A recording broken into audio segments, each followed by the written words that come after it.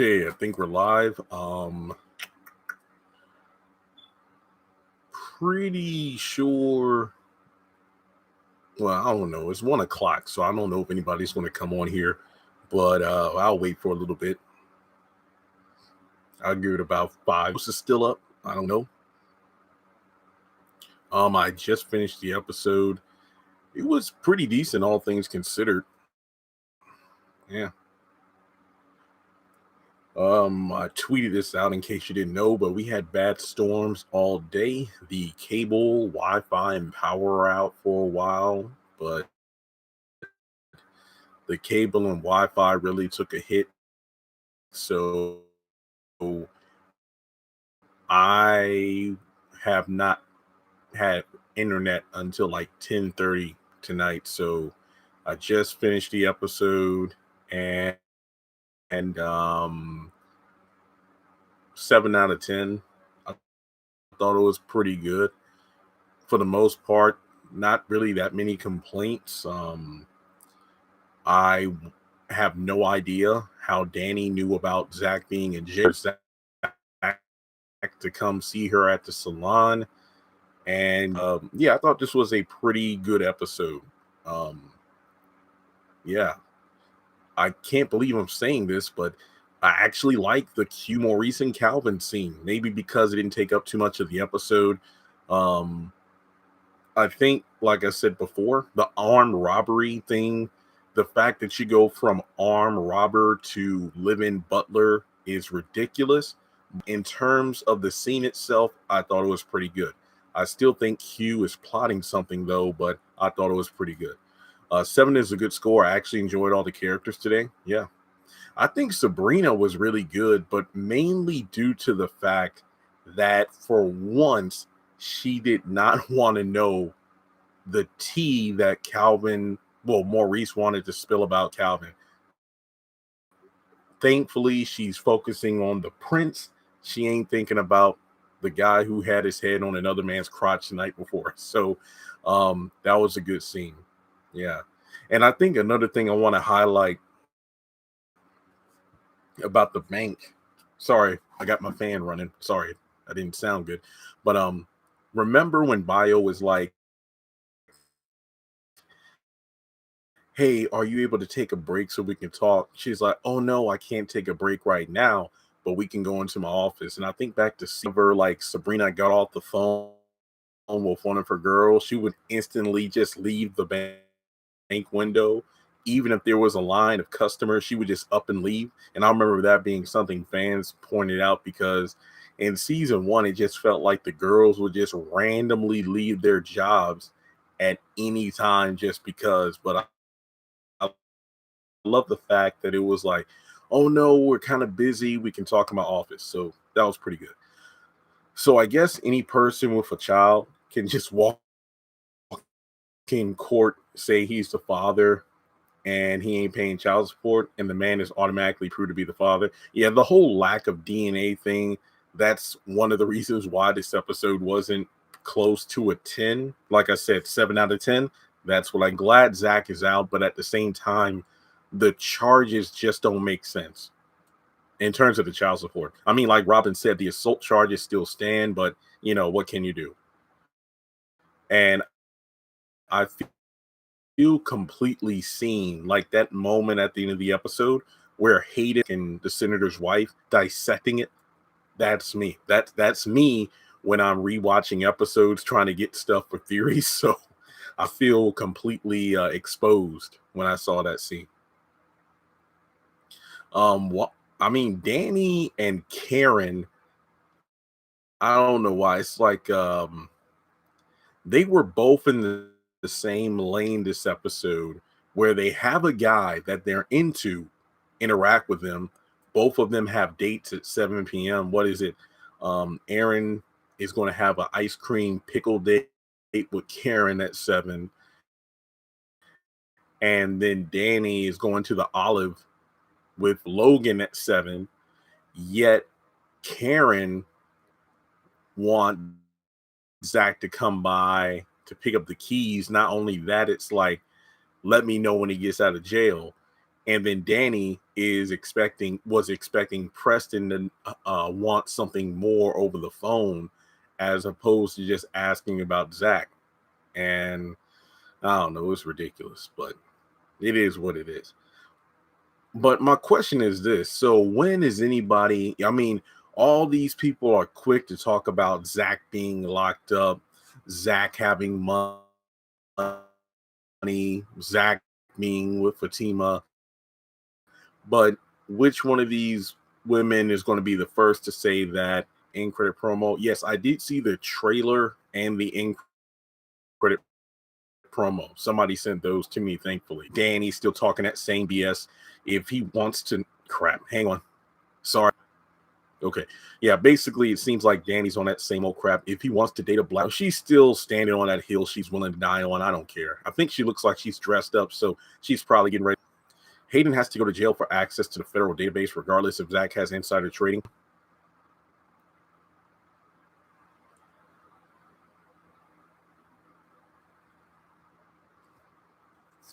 Oh yeah, it is confirmed that Bruh is on mid-season finale break. Last week was the mid-season finale, and if you saw my review, I did not think episode 11 was a good episode. Um, Also, I don't know if I'll do the All the Queen's Men season 2 review. Remember season 1 where a lot of YouTubers were getting their videos blocked by Christian Keys and his people because they didn't want people spoiling the episodes or some other crap. And I didn't do my season 1 review until like 3 weeks after. So don't expect All the Queen's Men content right away. Just to let you know, because if I'm not trying to get blocked, and I mean, if one video gets blocked, then I'm done reviewing the show. So there's that. But just to let you know, All the Queen's Men should be dropping on BET Plus pretty soon. But don't expect my videos anytime soon. Um, Let me look over the notes real quick. I think 3 a.m. So in like 2 hours. I think. Much here. I mean, I got like 2 pages. Like I said, it wasn't a bad episode. It was pretty straightforward. Zach got out of jail. Yeah, some interesting character interactions, like Jake with the contractor, Jake and Preston, Jake on the phone with Andy. That was pretty much it. Pretty much it. I mean, what? When he gave the check to the contractor, is this gonna go through? Man, does it look like it's gonna not go through? It better not bounce. Could have said thank you, asshole. That was pretty funny.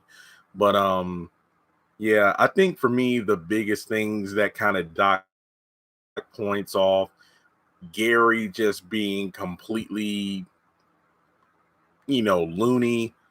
The whole Danny trying to, like, I don't know, pester Preston, and Karen looking for any yep, you just typed it. Karen looking for any excuse to see Zach. Like Pam said, if he left those keys behind a long time, that's for him now. And I mean, it makes sense because, well, he has his own house. He's not looking for an old set of keys. And I mean, what were the keys for? Does it really matter? The keys to his bike? He doesn't care about no funky old keys. Like Pam said, I will send them to him. No. What is it? The week after next, the whole thing. Karen decides that she wants to express to Zach how she really feels. I hope it's nothing dumb like Zach goes to the salon to pick up those stupid keys and then Karen spills her guts out. I don't know. It's kind of like, hey, Zach, can you come to the back so we can talk? No, don't do it. I don't want Zach to go anywhere near her. Gary really said, I bought all her stuff and I want it all back.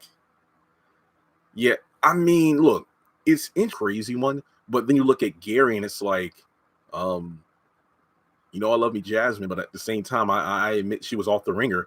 But what exactly was that marriage like? What was that marriage like? I wish Tyler wouldn't drag the show. Not gonna lie, this episode felt okay. I didn't think it dragged too much. Yeah, you can say more of the same, but some things did happen to progress the story along.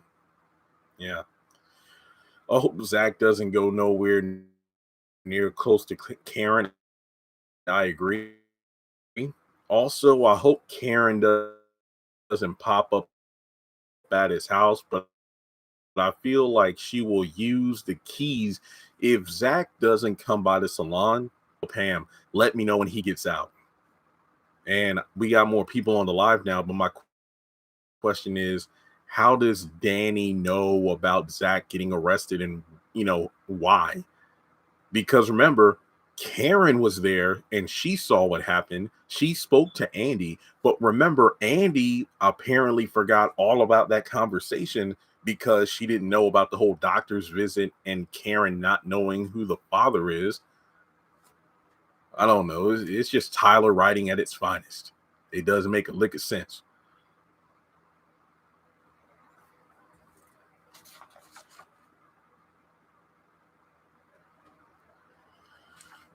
Bounce, law firm, Preston.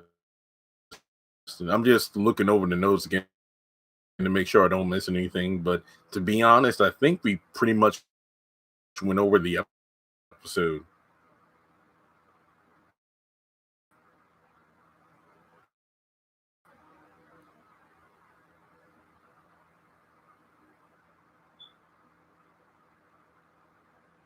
Yeah, that's pretty much it. Volumes going in and out. Um, I don't see anybody else mentioning that. Hey, the thumbs up. Thank you. Thank you. Anything else y'all want to talk about? I'm not trying to rush off, but to be honest, that was pretty much the episode in a nutshell. Yeah.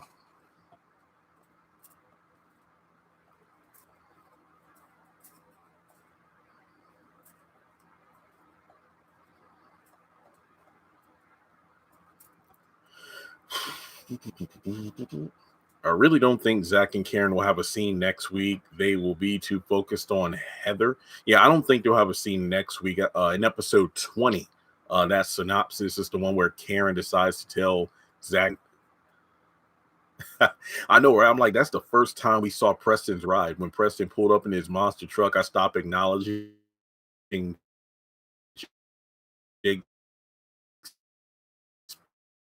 Bentley truck. Tyler definitely needs to get more writers. Yep. I did like this episode a lot. Same here. I thought it was a pretty decent episode. Nothing that really wowed me, but at the same time, I still feel like the whole child support crap doesn't make sense since there's been no DNA test. Not to mention, this is the second time Jake has bailed Zach out. First with the money for the child support. What was it, like 37,000, 2,000 or whatever? And now the 3,500 for the construction or renovations. I haven't seen nothing else about Zach fight with Aaron in a future episode. Yeah, that's season 5. They're at a restaurant. Her birthday's Monday. Well, happy early birthday to you. Dane looked beautiful. Do you mean Danny? Dane? Can't hear you. Is the audio going out? I don't know. I can't tell from my end.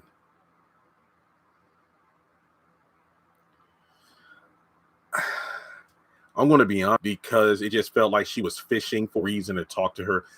It's just the fact that she's waiting for him to come crawling back. That's what it is. And there's too much going on for him to really care. And I love the fact that, he was like, wait, Zach's in jail. So is anybody trying to bail him out? And I'm like, I love that because that kind of shows you if Preston knew what was going on, he would try to bail him out if necessary. So that's one of the reasons I like Preston. Where's Zach's probation officer? Yeah, I was thinking the same thing. Where are these people? You can't just tell us, oh yeah, well, he's on probation again. But like, Robin was asking Danny, wait, did nobody like notify him about anything? What's going on? And I feel like this episode was having characters asking the same questions we were, like, how does this make any sense?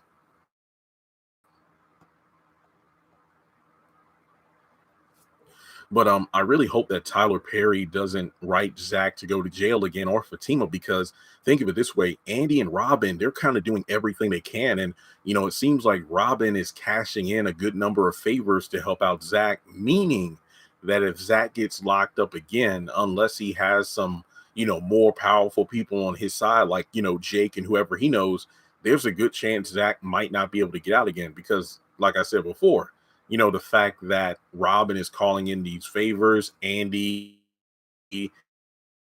can't do anything aside from using Robin. So hopefully, Zach doesn't get locked up again. I hope we have moved past that.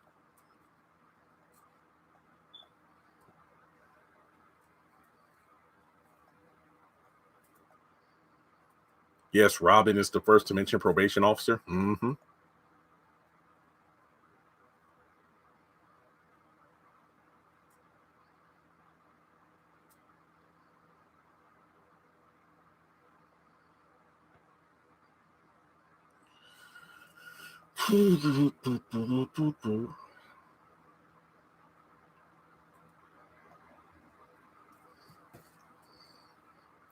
Okay, any other questions or topics y'all want to talk about?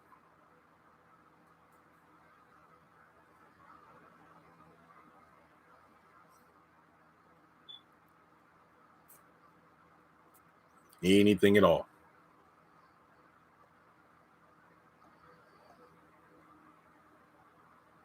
I'll wait for a few more comments. I want to know where Gary gets his funds from. He was a professional athlete and he's a successful hedge fund manager. It's like Jake said last week, $3.5 million is a drop in the bucket to the money he makes. So, he probably got a bunch of endorsements, sponsorships when he was a athlete, and from there he just worked in finance and he's doing well for himself. It's like season one stuff that was never really touched upon. So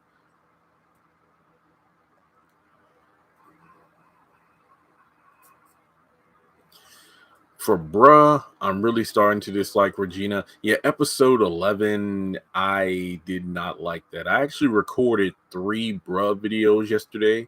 Well, actually two. One about basically my thoughts on season 3A.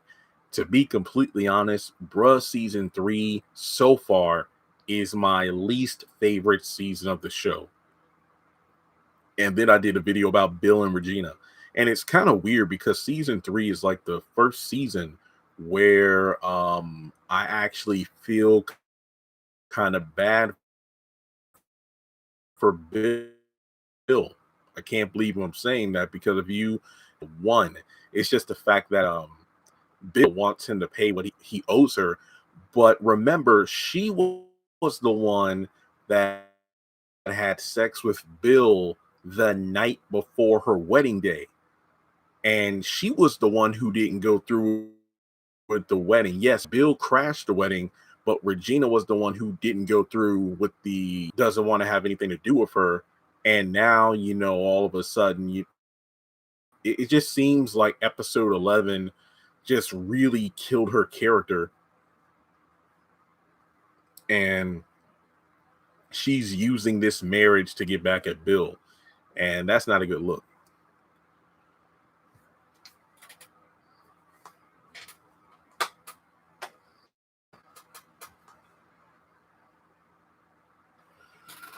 Yeah, Hayden did not have the right to go to the airport cameras. I'm curious as to what's going on with Hayden looking at a federal database. Probably he has connections, but I don't think it's smart to do that on your work computer where they track everything you do. I mean, if this was Hayden back, I feel like is really stupid. I think Pamela was on to something when she said Regina is taking out all of her frustrations from Peter towards Bill. Eugene, while I agree, I can't applaud Pam because Pam has been on her bullshit since the beginning of season 2. So for all of a sudden her to be the voice of reason, I think is completely unbelievable. I agree because Pam has been speaking for the audience, but for her to say that when she's been the biggest like supporter of making Bill suffer, it just doesn't make sense. It just came completely out of nowhere. I hope Zach and Fatima don't go to jail. Tyler needs to figure out, is Zach going to be a convict, heavy criminal record, or is he going to be a reformed chain breaker? I agree. It's like what his probation officer says, he's a role model. So there's that. And another thing I had with bruh is the fact that so Blinky was the guy who tore up John and Alice's apartment, but it's never explained why he did it. Apparently, he wrote the B word on the wall in reference to John, but that doesn't explain why he did what he did. That's just kind of to Lydia. I'm sick of Miss Alice trying to push John and Lydia together. No, just stop doing that. And in that video, I did like a 30-40 minute video. I'm surprised it was that long, where I kind of broke down all the reasons why season 4A was bad. And it really sucks because, you know me, I was the one that started the online war that bro was better than the sisters, but then season 3 was trash, or is trash so far. I don't know.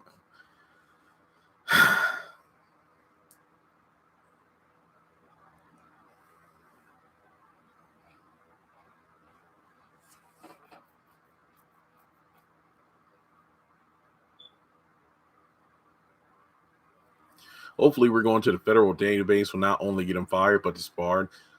Why doesn't Andy tell Robin about Hayden tapping the phone lines at the job? Fatima's phone calls and whatnot. That's the reason why I keep saying, I talk about Zach and Fatima deserving reacts in real time. It's like, hey, you assaulted me, you did this. I'm going to press charges right now. But it seems like, and Fatima and Andy, they've had ammo. They've had bullets on Hayden for a while, but none of them have pulled the trigger. They just kind of like, hey, you know what? This ought to teach you a lesson. So I don't know. I stopped watching, bruh. I just cannot stomach the mom, Miss Alice. I feel like season 2, the second half of season 2 kind of toned her down, but have you posted those bro video? Yeah, I've done all the reviews. I did take Tom actually asked me about that. It's like, hey man, I thought you. Then I got back and all the reviews are up. So all my episode reviews are up. But if you're asking about the new ones, like the season 3A review and the Bill and Regina, those are going up probably today. I'm most likely not going to do a Sistas trailer breakdown today. I'm probably going to wait for the 30-second promo to come out. I do have one, but it's kind of bad quality. Maybe I'll do it. I don't know. If I can get the audio, then I probably will. And now Fatima's not going to move in with Zach. I don't like that part. Okay, a couple things with that. Number one, we know they're going to move in together due to Zatima. Number two, I kind of don't blame her. I mean, they've only known each other for a few weeks, but think of it this way: Fatima has always had her own place, and in the same way Zach doesn't want to rely on a woman to bail him out of situations, you can't expect an independent woman like Fatima to automatically uproot. And I'm having the same opinion. Calm down, Alice's character.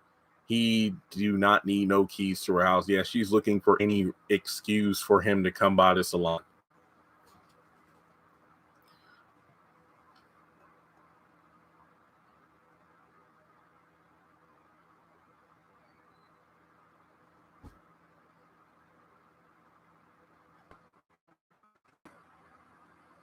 Any other questions? I keep getting messages that the live stream is flickering out, so I'll take a couple more and then I'll cut things off. It's probably because of the weather outside right now. Well, yeah, just to kind of wrap things up, I thought this was a pretty decent episode. I don't have any major complaints, but I'll talk about it more in my review later today. But yeah.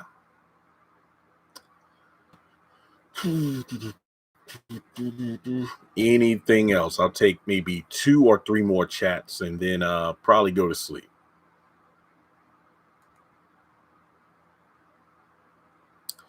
Okay, well, if nothing else, thanks so much for tuning in. Make sure to hit the thumbs up button and keep an eye on the channel for new content. I got about 10 videos I still haven't edited, but I've recorded over the past couple of days on a variety of Tyler Perry stuff. So there we go. Hope you enjoyed the episode, and I'll catch you in the next one.